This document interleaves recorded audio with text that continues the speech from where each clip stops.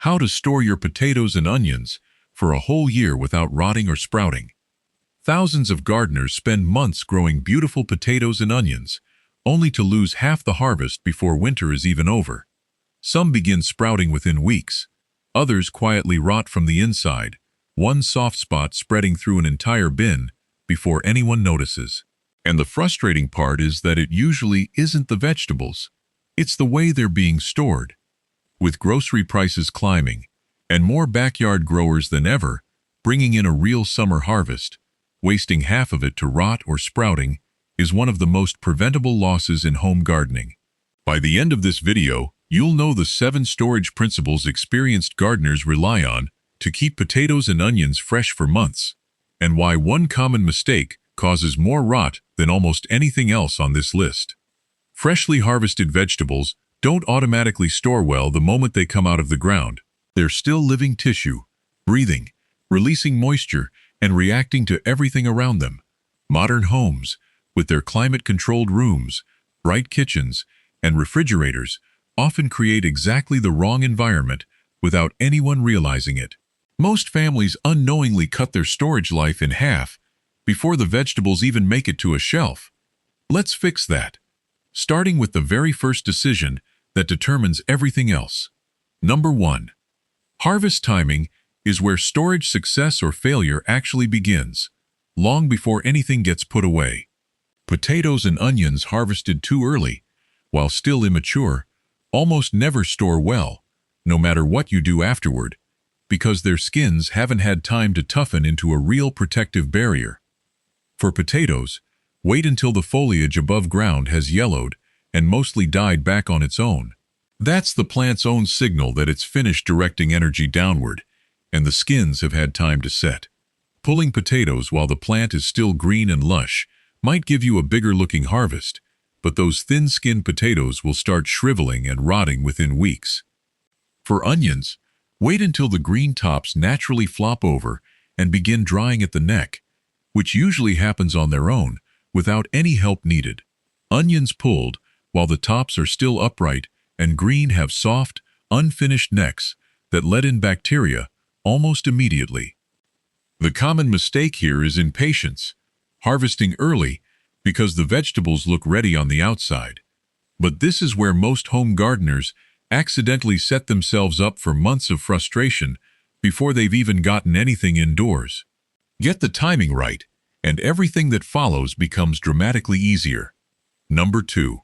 Curing is the step almost every home gardener skips, and it's the single biggest reason store-bought potatoes and onions often outlast homegrown ones. Curing is simply giving your harvest time to toughen its skin and heal any small wounds from digging before it ever goes into long-term storage.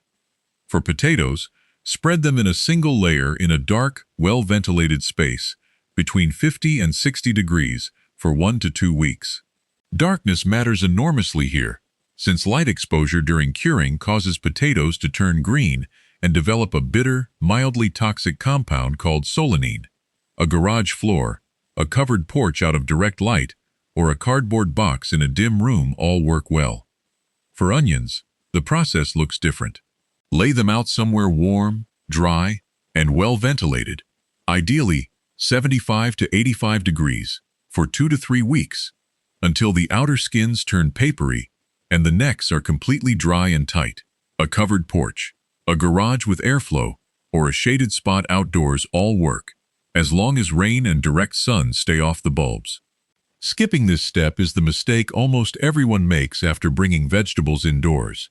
They go straight from garden to pantry, skins still soft, necks still damp, and rot sets in within days instead of months. Cure first, always, and don't rush the timeline even when you're excited to see how big your harvest turned out.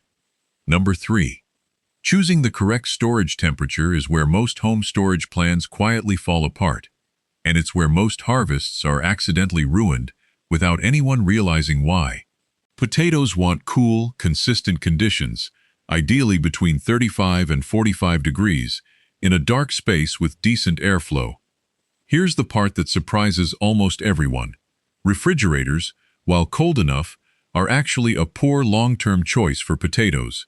The consistent cold temperature inside a fridge converts the potato's starches into sugar far faster than normal, which changes both the texture and the taste, and can create higher levels of a compound linked to health concerns when those sugary potatoes are cooked at high heat, particularly frying.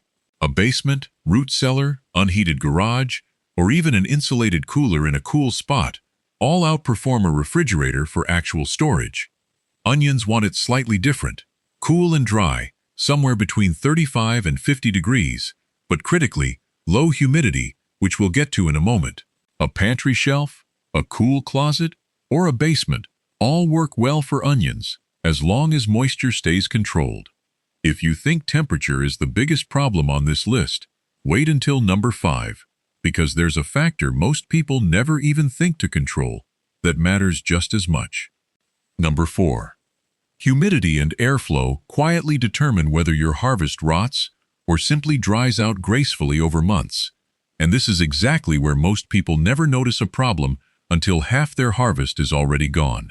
Potatoes actually want relatively high humidity, somewhere around 80 to 90%, to keep their skins from shriveling, but they also need enough airflow that moisture doesn't sit stagnant against the surface and encourage mold. Onions are the opposite. They want low humidity, ideally below 60%, because trapped moisture around an onion's dried neck is one of the fastest routes to soft, mushy rot. This is exactly why the two crops need to be stored in different spots within your home, something we'll cover in more detail shortly. For both crops, airflow is non-negotiable. Sealed plastic containers or plastic bags trap moisture against the skin and accelerate rot dramatically, often within a week or two. What surprised researchers studying home storage conditions wasn't the temperature, it was how much airflow alone changed outcomes, even when temperature and humidity were identical. A container that lets air move freely around each individual potato or onion will consistently outperform a sealed one, even in a slightly less ideal room. Number 5. Never store potatoes and onions together is a rule almost every experienced gardener learns the hard way, usually after opening a storage bin to find one soft, rotten onion had ruined an entire layer of potatoes underneath it. The science behind this comes down to two things happening at once. Onions release moisture as they slowly dry, and that moisture creates a damp microclimate around anything sitting near them, which is exactly the wrong condition for potatoes trying to stay dry and firm. At the same time, potatoes release a small amount of ethylene gas as they sit in storage, and ethylene actually triggers onions to sprout and soften faster than they would on their own. Store them in separate containers, in separate parts of the house if possible, even if that just means opposite ends of the same basement shelf. This is one of the simplest fixes on this entire list, and yet it's one of the mistakes almost everyone makes without ever connecting the dots back to why their onions kept going soft every single winter. Almost nobody pays attention to number 6, yet it quietly determines whether your onions last 3 months or almost an entire year. Number 6. Best storage containers make a bigger difference than most people expect, and the differences come down entirely to airflow. Mesh bags, the kind you might already have from store-bought onions, are excellent for both potatoes and onions because air moves freely through every side, preventing the trapped moisture that causes rot. Wooden crates and wire baskets work almost as well, especially for potatoes, since the gaps allow constant airflow while still keeping vegetables in the dark if the storage room itself is dim. Cardboard boxes are a middle ground option, fine for shorter-term storage of a few weeks, but they hold moisture longer than mesh or wire and should have holes cut into the sides for real ventilation.